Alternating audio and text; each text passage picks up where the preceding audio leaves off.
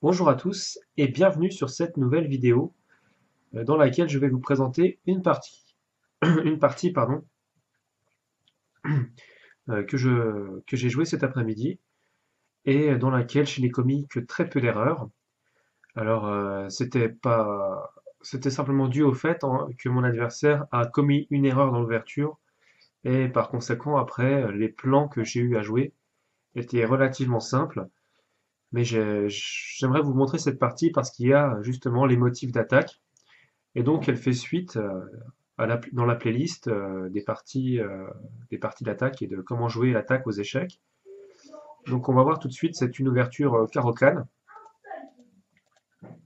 Alors, cavalier F3 est un petit peu curieux, mais je pense qu'il l'a joué en pre-move peut-être. D3 est également extrêmement curieux. Et donc là, j'ai une idée qui n'est pas exceptionnelle.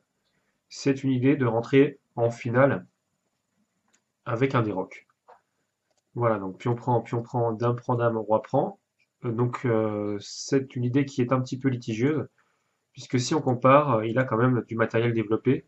J'ai un retard de développement au minimum d'une pièce, et d'un autre côté, ce fou-là, il n'est pas prêt de bouger. Et si jamais je pousse le pion ici, c'est ce fou-là qui se retrouve coincé.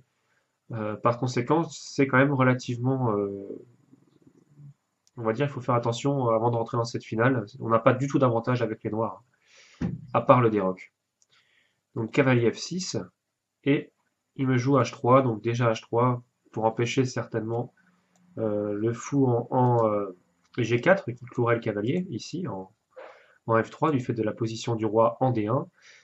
Mais je pense pas que ça soit forcément le meilleur coup, d'autant plus que le pion en E4 est en prise et qu'après avoir récupéré ce pion en E4, je pourrais menacer simplement la fourchette en F2, donc avec encore un gain de temps. Selon l'ordinateur, il fallait que je joue fou D3. Pardon, il fallait que mon adversaire joue fou D3 pour protéger effectivement le pion, hein, ici, on le voit, en E4. Et puis c'était un coup de développement qui permettait à la tour de venir s'activer après, je pense. Donc certainement un coup un peu plus logique. Et sur fou G4, c'était pas forcément si grave, puisque selon l'ordinateur, après H3, j'étais plus ou moins obligé de prendre. Parce que c'est ce fou-là, en fait, on sait pas trop quoi en faire. Il est sur case blanche. Mes pions vont quasiment tous être sur case blanche. C'est voilà, le centre adverse est sur case blanche aussi. Voilà, on ne sait pas trop quoi faire de ce fou. D'un autre côté, ce cavalier, il est développé. Donc on peut gagner un temps en l'échangeant et en développant notre pièce. C'est toujours intéressant. Et puis, de toute façon, le cavalier était certainement plus fort que le fou dans cette position. Donc c'est logique d'échanger ici. Et d'opter par exemple pour cavalier BD7, tour G1, etc. Tour G1 sur la colonne, probablement. Mais après, c'est une autre partie qui se joue et donc je ne vais pas rentrer là-dedans. Donc après cavalier F6, H3, cavalier prend E4, évidemment, avec, on le voit, la menace de la fourchette sur la case F2. Donc F6, pardon, j'ai sauté des coups. Cavalier prend E4, il me joue roi E2. Je trouve ce coup vraiment très litigieux parce que le fou en F1 est bloqué. Donc en fait, on voit qu'il me donne une partie vraiment facile ici. Alors je vais opter là pour un coup purement stratégique, purement positionnel, pardon, au détriment finalement de pas mal de principes de base du jeu d'échecs. Euh, je vais jouer, je vois par exemple, je vais déjà vous donner des éléments que j'ai pris en compte. Cette case-là n'est pas disponible pour le cavalier puisque j'ai déjà le cavalier qui donne dessus. Enfin, en tout cas, c'est grosso modo, c'est ça l'idée. Donc il faudrait supprimer cette fois-ci définitivement l'accès à la case G5 par le cavalier adverse ou le fou adverse, ce qui serait déjà pas mal. C'est ça déjà une première idée que j'ai. Il faudrait supprimer l'accès au cavalier blanc en E4, en E5, pardon, en E5, parce qu'on voit qu'en E5, voilà, mon adversaire, en fait, je vais être honnête avec vous, je vais vous dire les choses vraiment telles qu'elles sont, il a du jeu. Il a du jeu et j'estime qu'il a même beaucoup trop de jeu. Parce qu'après H3, son cavalier est complètement libre. Je ne peux pas jouer fou G4, je ne peux pas le clouer, je ne peux pas l'échanger. Et donc ce cavalier, pour moi, c'est vraiment comment dire, un souci de chaque instant parce que il va pouvoir se réveiller à n'importe quel moment et comment dire, créer des menaces très fortes. C'est mon analyse en tout cas sur cette position. On constate que tous les deux on a la paire de fous. On constate également que mon cavalier en B8, il va pas pouvoir sortir rapidement, hein. Il va falloir plusieurs coups pour le sortir. Peu importe d'ailleurs où il va être sorti, mais il va falloir plusieurs coups pour le sortir. Donc partant de ce principe-là et voyant que voilà, j'ai vraiment des soucis à gérer finalement, parce que c'est de ça qu'il s'agit dans cette ouverture, il faut gérer à diminuer au maximum le dynamisme des pièces adverses, puisqu'on est en finale, il a la paire de fous dans une position ouverte. J'ai aussi la paire de fous, mais on voit que ce fou-là va pas sortir rapidement, que j'ai des pièces qui vont mettre un certain temps à sortir, et honnêtement, le réveil pourrait être très brutal avec les noirs si on ne joue pas correctement. Donc moi, je veux aussi retirer l'accès à son fou sur cette fameuse diagonale très intéressante dans la carrocade, qui est la diagonale avec le fou en F4, hein. On voit que cette diagonale, elle serait vraiment très très intéressante. Vu que là j'ai deux pions sur blanc, il aurait vraiment des cases ici très très intéressantes à exploiter avec ce fou.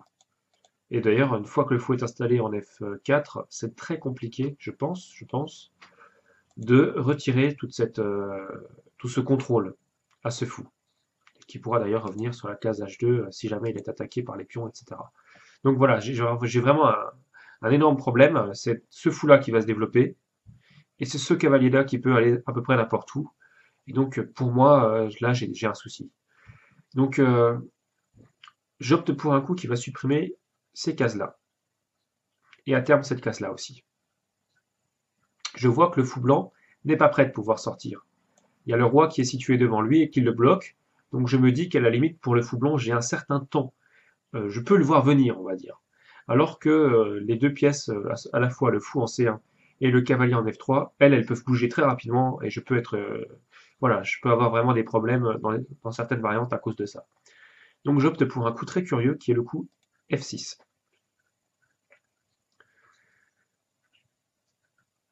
Et donc là, on remarque quoi? On remarque que le cavalier blanc ne peut plus venir sur ces deux cases. Le fou, il pourrait venir sur F4, mais je pourrais répondre E5 et lui fermer immédiatement cette diagonale. Voilà, donc c'est un coup vraiment purement positionnel, F6 pour jouer E5, simplement. Placer un pion au centre sur une case sur laquelle il empêchera le mieux, finalement, les pièces adverses de pouvoir manœuvrer, puisqu'après ça retirera en plus une case au cavalier qui pourra même plus se rendre sur D4, et donc là j'aurai réussi mon pari, qui est de retirer un maximum, au maximum l'activité des pièces adverses. Donc après F6, il joue cavalier C3, ce qui n'est pas un bon coup, et je vais vous dire pourquoi.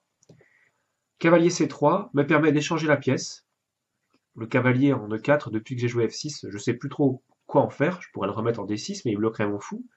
Si je le remettais en D6, mon fou ne pourrait plus sortir. Ce serait dommage pour moi. Et d'un autre côté, si je prends le cavalier blanc, après j'ai encore un temps pour pouvoir développer mes pièces. Donc ça me fait gagner des temps à chaque fois. Donc moi, je veux bien gagner des temps. Donc je fais cavalier prend C3. B prend C3, et là on voit que en plus j'ai obtenu des faiblesses dans la position adverse, puisqu'on a un pion isolé en A2 et deux pions qui sont doublés sur la colonne C, à savoir en C3 et en C2. Et donc après B prend C3, j'ai tout mon temps cette fois-ci, hein. On voit que le fou, il peut plus venir ici parce que j'aurai E5 immédiatement qui réfuterait totalement ce coup. Je gagnerai encore un temps en développant une pièce. Il peut pas venir ici, c'est impossible. Le cavalier ne peut pas venir ni ici ni ici. Et après le coup que je vais jouer, il ne pourra pas non plus venir ici. Donc je vais jouer E5. Et là, je pense que positionnellement, j'ai répondu au défi qui avait été imposé par la position. Là, cette fois-ci, F6, qui pouvait paraître très curieux, devient un coup très intéressant. Alors, pour moi, la seule possibilité pour les blancs de réfuter F6 et E5, c'est de pouvoir installer un fou de case blanche ici et d'empêcher l'accès à mon roi à la case F7. Et on va voir dans la partie que je ne laisserai pas les blancs jouer comme ça. Je vais pouvoir les empêcher de jouer comme ça.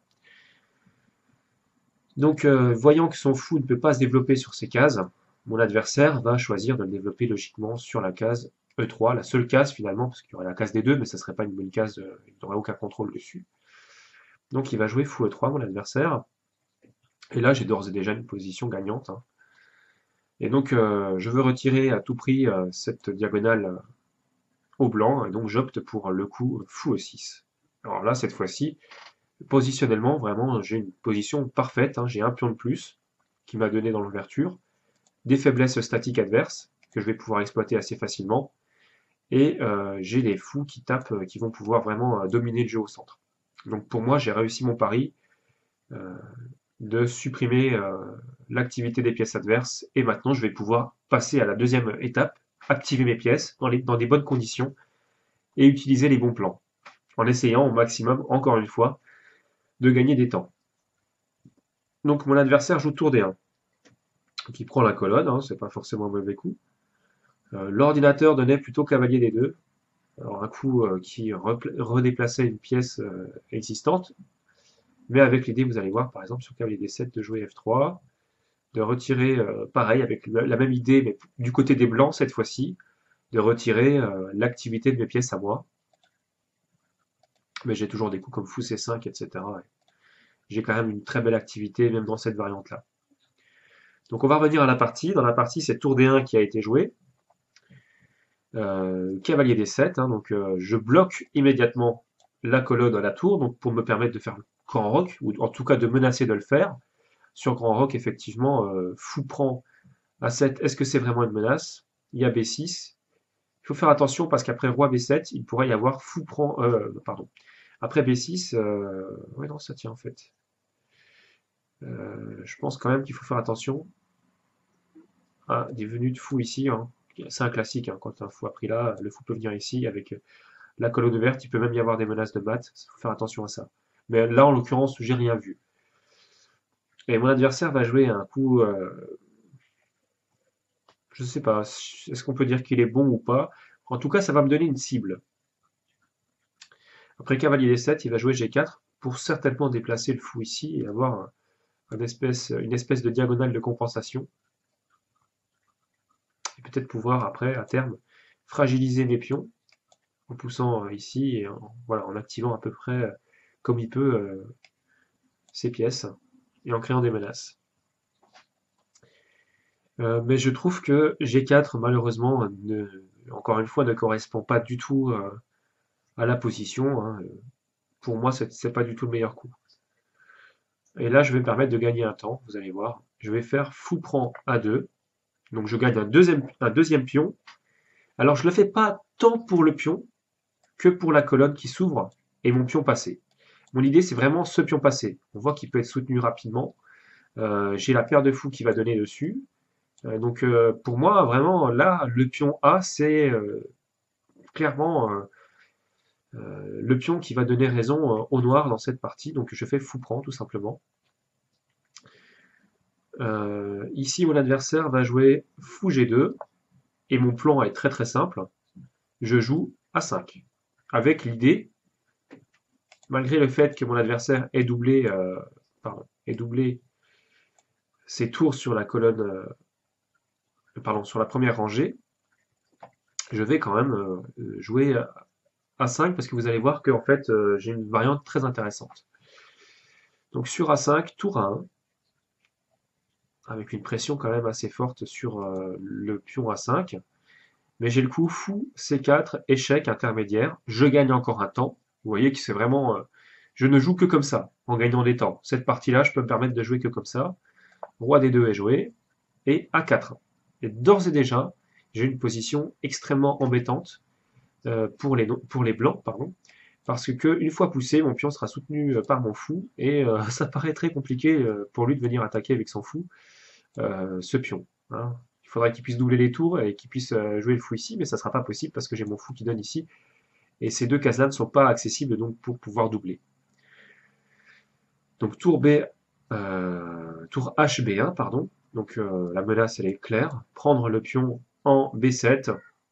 Alors je vais jouer un coup logique, hein. Je protège mon pion en B7 et je protège en plus mon pion en A4 et en plus je ramène ce pion là plus près de sa case naturelle de promotion. Je joue B5.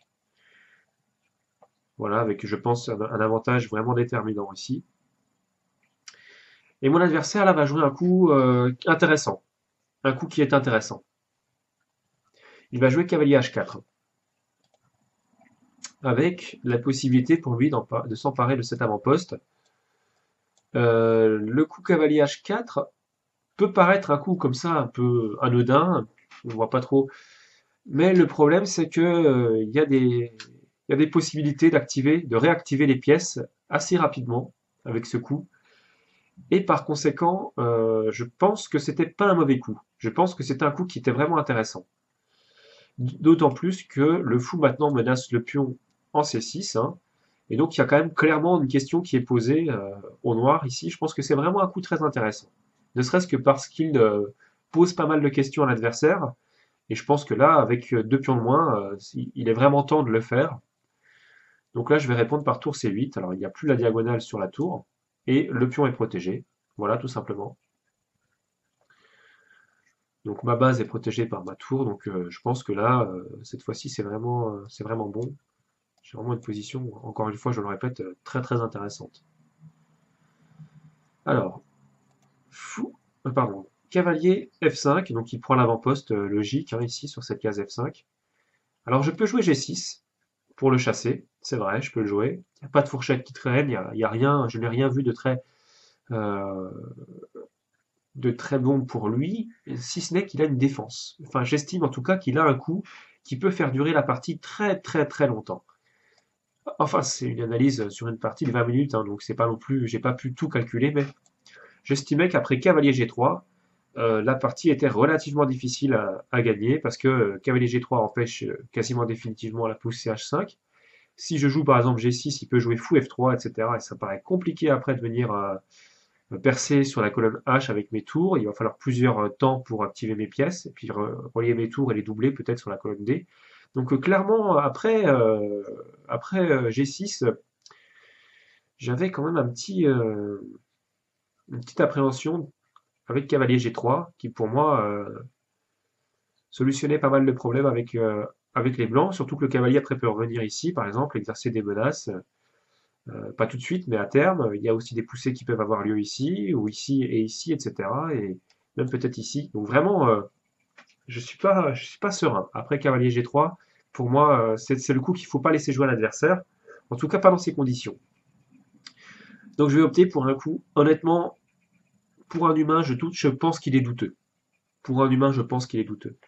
L'ordinateur de Lichess va me donner raison, dans le sens où pour lui, la position est correcte après le coup que je vais jouer. Mais je pense quand même qu'en partie, je l'aurais certainement pas joué en fait, parce que c'est un coup euh, qui laisse des possibilités à l'adversaire. J'ouvre la colonne, mais pas à n'importe quel prix. C'est-à-dire que mon adversaire, la colonne est ouverte, donc ma tour va pouvoir s'activer, c'est ça qui est intéressant. Mais d'un autre côté, je pense que si mon adversaire joue correctement, il a la possibilité d'activer lui son fou de casse blanche. Et là, je suis plus trop sûr du coup. Il joue fou F3, je suis pas certain de ce coup. Je pensais, je sais pas, peut-être G5, qui était très intéressant pour lui. Roi F7, cavalier H4, G6. Et là, on voit que la colonne, elle est fermée. Donc déjà, il me ferme la colonne et il arrive à activer ses pièces, à créer des menaces. Donc voilà, vous voyez comme quoi on peut retourner la situation, tour D1, etc. Donc voilà, c'est pour ça que bon. Il a joué fou F3, je pensais même peut-être qu'il jouerait fou E4, pour après pouvoir jouer cavalier ici, fou échec, et fou échec, et puis après pouvoir réactiver encore le cavalier ici. Donc oui, je sais pas trop. Après fou F3, je pense que la prise est le meilleur coup, hein. Il faut ouvrir la colonne. Et donc fou prend pour essayer de garder la colonne fermée. Mais le problème de fou prend, c'est que clairement, le pion H3 est une faiblesse énorme dans cette position. Et je crois que c'était pas la solution en fait de faire fou prend. Même s'il a encore une fois la même menace que tout à l'heure, hein, à savoir une diagonale intéressante avec une pièce qui pourrait être en prise et derrière cette pièce la tour. Donc ça va restreindre mes possibilités. Mais je vais tout de suite opter pour le coup qui va me sortir de là. Je vais jouer tour D8. Et tour D8 menace en plus, après le départ du cavalier, de faire un échec à la découverte. Donc c'est très intéressant dans ce type de position. Par exemple, avec cavalier ici, puis ensuite cavalier ici, il y aura une pression ici, etc. C'est vraiment une idée intéressante. On voit que le fou donne ici, l'autre fou donne ici. Donc c'est pas évident pour lui d'amener des tours pour protéger. Il pourrait certes amener le fou, mais le fou serait cantonné pardon, à une action purement défensive. Et je pense que c'est relativement complexe avec les blancs. Il me joue F4, alors c'est une erreur énorme.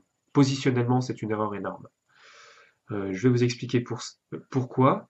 Mais avant tout, je vais quand même vous montrer le coup cavalier G3, préconisé par Lichess. On va voir ce que ça, donc cette position, ce que ça aurait pu donner, cavalier G3, ce fameux coup de cavalier, hein, qui peut essayer de bloquer finalement les colonnes et puis de s'activer à tout moment, de renaître à tout moment. C'est un petit peu le phénix de cette position. Donc il faut faire attention parce que là, encore une fois, je suis loin d'avoir gagné la partie.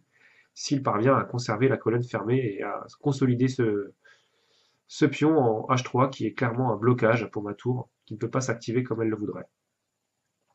J'ai une colonne semi-ouverte au lieu d'avoir une colonne ouverte. Donc bon, cavalier B6 échec, pour venir en D5, hein, effectivement on le voit. Cavalier D5 avec une pression ici évidemment, aussi une pression d'échanger la paire de fous adverse. Fou D2 par les deux menaces. G6 qui est forcément le bon coup parce qu'il va falloir pousser en F5, hein, poser la question au fou et attaquer ici clairement le pion avec la tour. Fou E2, fou prend E2, roi prend E2, et là, tour H4. Alors pourquoi pas tour prend? Je pense honnêtement que tour prend serait encore une fois une erreur positionnelle à cause de tour H1, tour prend et la tour va pouvoir s'infiltrer. Et donc on redonne un peu de jeu à l'adversaire, même si c'est vrai qu'ici on a une menace très forte quand même, qui est de la dame. Après c'est très compliqué ce genre de position, savoir qui a suffisamment d'initiative pour remporter la partie, je sais pas trop. Parce que des menaces peuvent arriver, c'est sûr, on voit pas trop, mais bon, peut-être si la tour vient sur la septième, le cavalier en E4, il peut exister peut-être des menaces assez sérieuses. Bon, c'est compliqué encore une fois. Donc,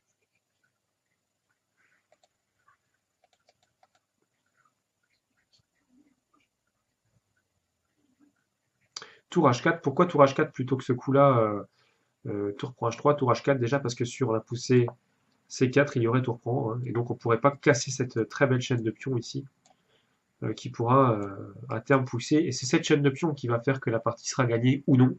Si on arrive à l'exploiter et à pousser les pions dans de bonnes conditions, elle sera gagnante, la partie. Si on n'y arrive pas, c'est possibilité d'annulation pour les blancs, tout simplement. Donc on va revenir à la partie avec F4, qui a été jouée ici. H prend G4, fou prend G4, tour D8 et F4. Et donc ici, E prend F4, fou prend F4 et forcé. Et alors là, j'ai un excellent coup, je vous laisse le chercher. J'ai un excellent coup positionnel, on va dire, ici.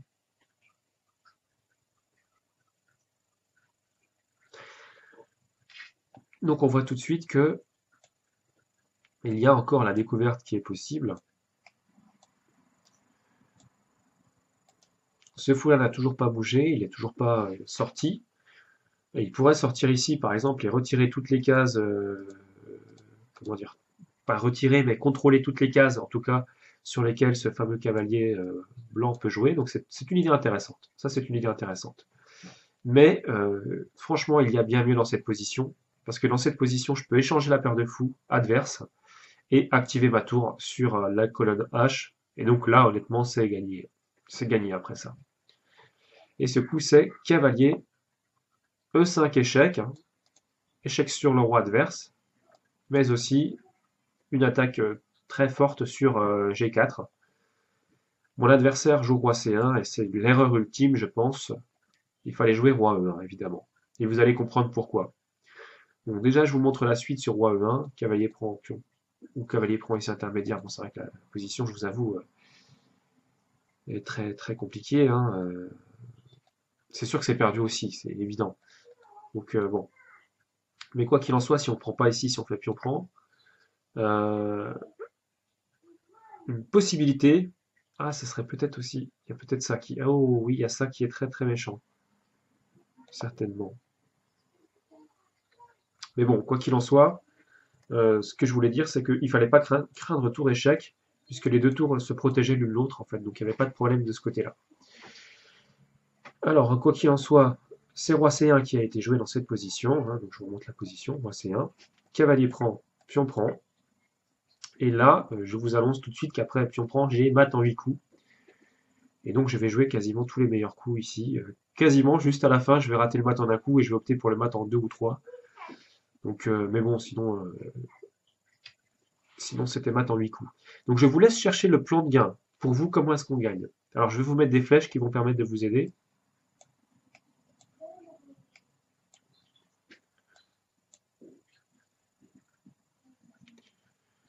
Et bien évidemment ça.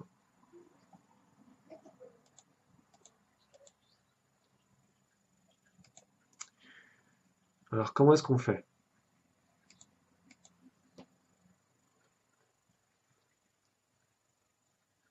Je vous laisse réfléchir encore un petit peu.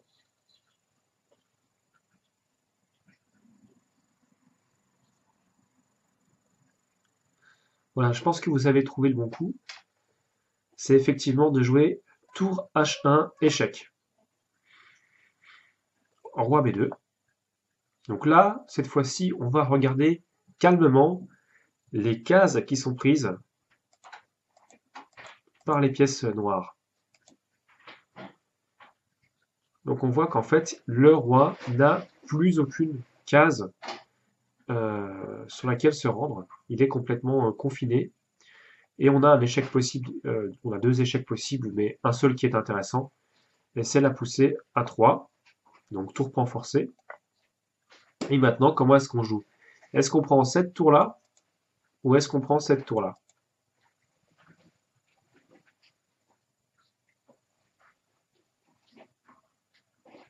Je vous laisse réfléchir un petit moment.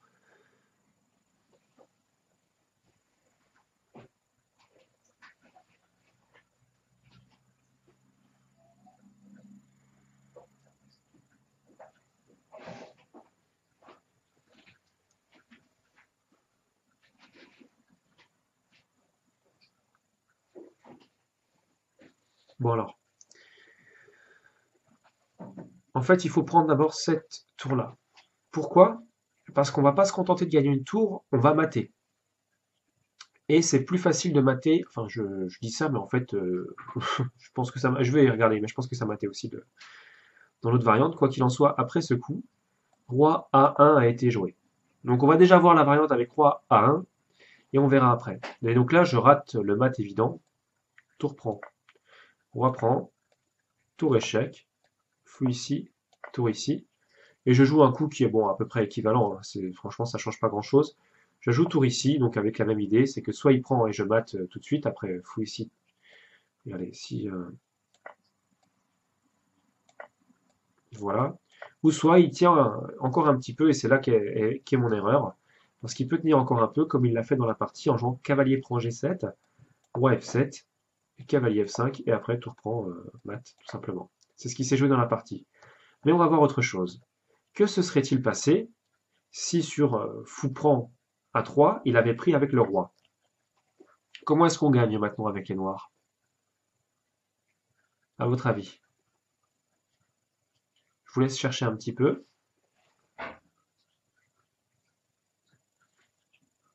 Et je vous mets les flèches.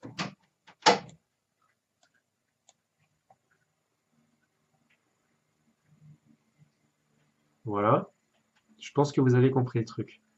Donc tour prend intermédiaire. Alors il a plus de coups hein, pour empêcher. Hein. Il peut jouer éventuellement ça. Il a peut-être encore un échec ici, peut-être. Mais ça va pas aller très loin. Et même s'il joue ça, vous avez cavalier échec.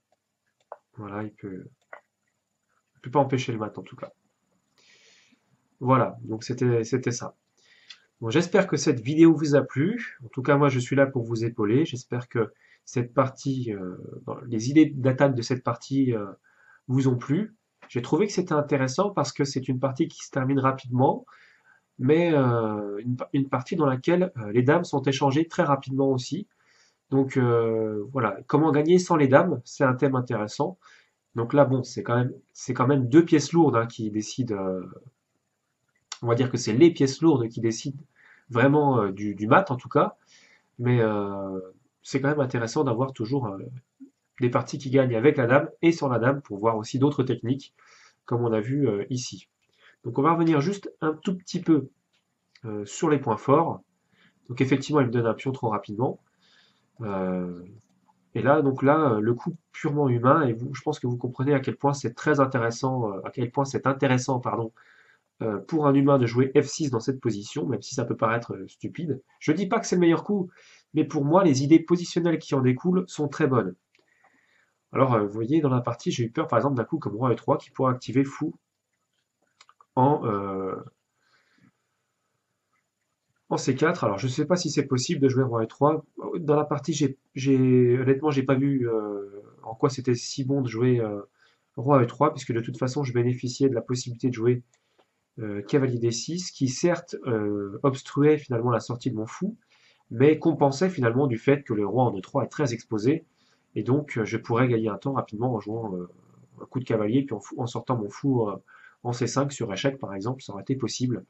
Donc dans ce cas-là, c'est pas grave d'avoir perdu un temps en jouant cavalier D6 et d'avoir bouché temporairement la diagonale de mon fou de case noire. Donc F6, moi j'ai trouvé que c'était une idée très intéressante pour jouer E4 et pour contrôler finalement toutes ces cases qui sont des cases clés dans cette partie carocane, hein, pour retirer l'accès simplement aux diagonales et aux cases importantes de développement des pièces blanches. Voilà, donc cette vidéo arrive à sa fin. Euh, donc je vais continuer à faire d'autres vidéos dans cette playlist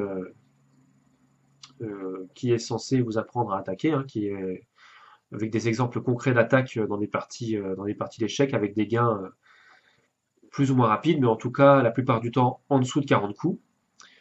Voilà, donc je vous dis à très bientôt pour de nouvelles vidéos et je vous souhaite de très rapides progrès.